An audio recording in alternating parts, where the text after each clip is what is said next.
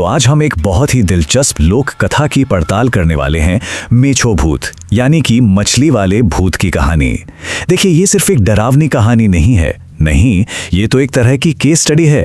एक ऐसी case study जो बताती है कि कैसे कोई अलौकिक शक्ति भूख और धोखे को अपना सबसे बड़ा हथियार बना सकती है। पकड़िए इसे जल्दी, यही है वो। सोचिए, एक ओझा कहानी के बिल्कुल क्लाइमैक्स पर यह शब्द चिल्लाता है, पर वो कौन है और उसने ऐसा क्या कर दिया? तो इस पहेली को सुलझाने के लिए हमें कहानी की एकदम शुरुआत में लौटना होगा, उस एक रात पर जब सब कुछ बदल गया। तो कहानी शुरू होती है एक परिवार से। ये लोग शहर के शोर से दूर नदी किनारे एक बड़ी ही शांत सी हवेली में रहने के लिए आते हैं।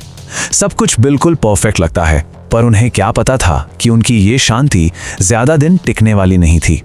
जरा उस माँ के डर की कल्पना कीजिए। आधी रात का वक्त है और वो अपनी बेटी सुगंधा को रसोई में इस हालत में देखती है। उसके हाथ में एक कच्ची मछली है और चेहरा और कपड़े खून से सने हुए हैं। ये कोई मामूली अजीब हरकत नहीं थी। नहीं, ये पहली और सबसे भयानक निशानी थी कि उस घर में कुछ बहुत ही गलत दाखिल हो चुका है। और फिर वो कुछ कहती है, लेकिन वो आवाज सुगंधा की नहीं थी, बिल्कुल नहीं। वो कहती है, भूख लगी थी, इसने मुझे मच्छी खिलाई, अब मैं इसके साथ रहूंगी। इन शब्दों में जो सबसे ज्यादा डराने वाली बात थी वो ये थी कि ये एक तरह का सौदा था, एक ऐलान था। इसने मुझे खाना दिया, अब मैं इसकी हो गई। ये आने वाले खौफ की, आप कह सकते हैं, पहली ऑफिशियल वार्निंग थी। और फिर जैसे कुछ हुआ ही ना हो, पलक झपकते ही सब कुछ सामान्य हो जाता है। सुगंधा वापस नॉर्मल हो जाती है। उसे कुछ भी याद नहीं होता। अपने हाथ में कच्ची मछली देख के उसे घिन आती है। असल में यही बात और सबसे ज्यादा डरावनी थी, ये याददाश्त का चले जाना, वो खालीपन। इसने पूरे परिवार को एक गहरे डर और कंफ्यूजन में डाल दिया। तो जो अब तक सिर्फ एक अजीब और डरावनी घटना थी, वो अब एक सिलसिलेवार आतंक में बदलने वाली थी। अब परिवार का सामना किसी वहम या साए से नहीं था, बल्कि एक बहुत ही सोची समझी और खतरनाक चाल से था। इसके बाद तो जैसे घटनाओं की झड़ी लग गई।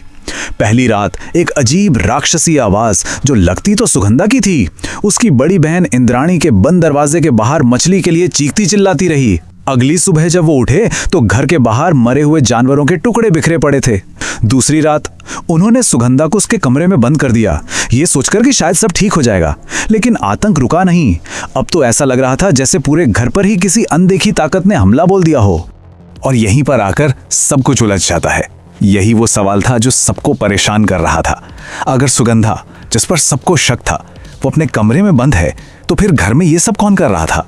समझ रहे हैं, ये सिर्फ एक भूत प्रेत का हमला नहीं था, एक दिमागी खेल था, एक पहेली थी जिसका किसी के पास कोई लॉजिकल जवाब नहीं था।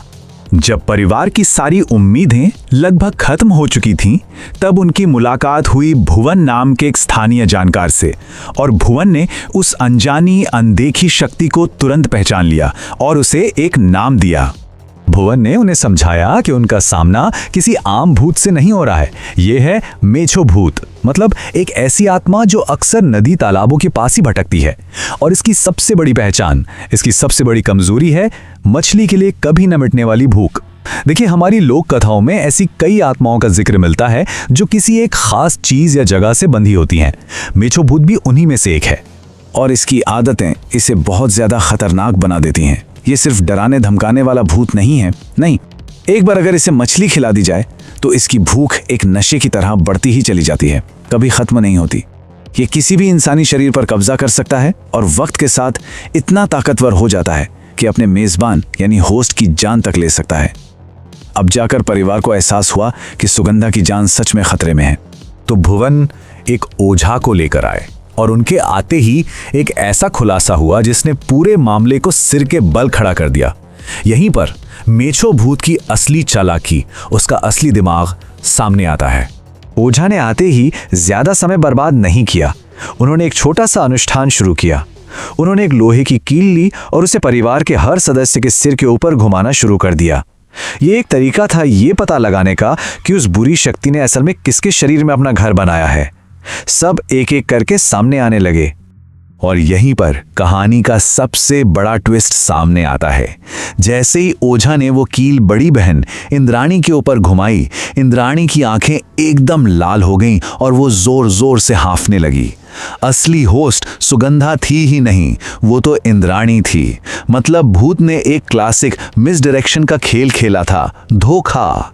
सबका ध्यान छोटी बहन पर रखा और अपना असली ठिकाना बड़ी बहन को बना लिया। ओझा ने फिर समझाया कि ये अदला बदली आखिर हुई कैसे।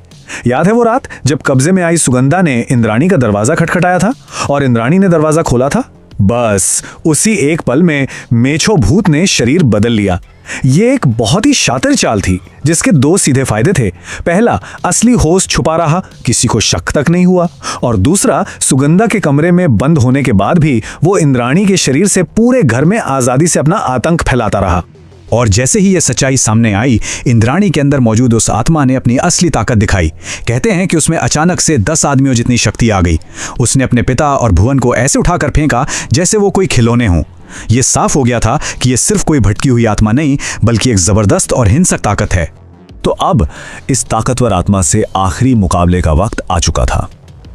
इसे हराने के लिए एक बहुत ही खास और सोचे समझे अनुष्ठान की जरूरत थी। और यह अनुष्ठान वही होना था जहां से यह आत्मा आई थी, यानी नदी के किनारे। यह अनुष्ठान एक बहुत ही सोची समझी स्ट्रैटेजी थी। हर एक कदम का एक खास मतलब था।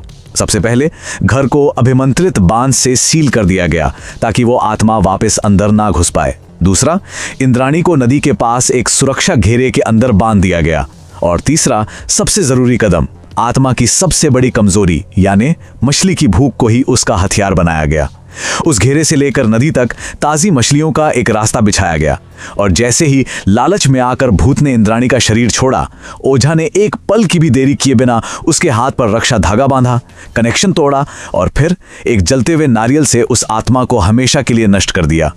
तो इंद्राणी आखिरकार मेछो भूत के चंगुल से आजाद हो गई। लेकिन इस पूरे हादसे का जख्म इतना गहरा था कि उस परिवार ने एक पल भी वहां और नहीं बिताया। उन्होंने फौरन वो जगह छोड़ दी और उस हवेली को हमेशा हमेशा के लिए खाली कर दिया। ये बात हमें बताती है कि ऐसी घटनाओं का असर सिर्फ जिस्म पर नहीं बल्कि जहन पर बहुत गहरा होता है। इतना गहरा कि वो जगहों को हमेशा के लिए बदल देता है। ये केस स्टडी तो यही खत्म होती है, लेकिन अपने पीछे एक सवाल छोड़ जाती है। मेछो भूत तो हार गया, सही बात है, पर जरा सोचिए ऐसी कितनी ही पुरानी अनजानी शक्तियां हैं जो बस चुपचाप इंतजार कर रही हैं, हमारी किसी कमजोरी का, किसी लालच का, या फिर बस गलती से एक दरवाजा खोल देने का।